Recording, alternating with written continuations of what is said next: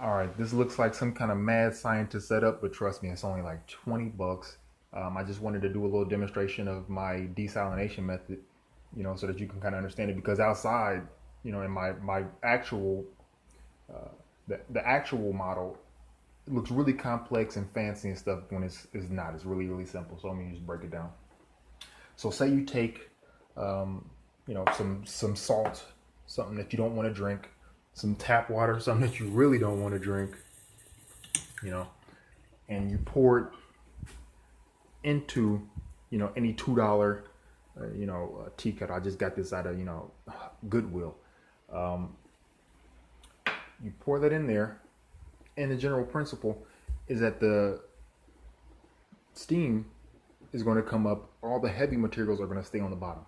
Okay, there's a copper tube inside of here, and it just flows along and it ends in this basin here. This is just like, tainted tap water or whatever.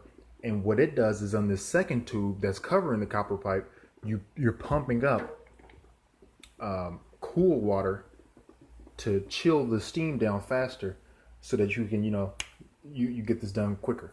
Now this right here, if this was outside, I just wanted to bring this out here because it looks like a mad scientist setup. It's all dirty and stuff in here, but I'm just trying to get you to understand the general principle. So you have, like, say, a little magnifying glass.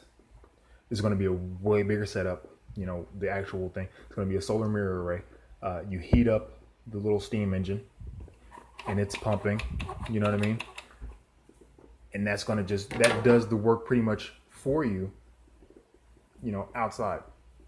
So you take. I just wanted to have a little demonstration here. This thing is really, wow. It's really filling up water pretty quick here. This was there, about 5 seconds. Hot as hell. Okay. So you have your steam water. It's going to be disgusting.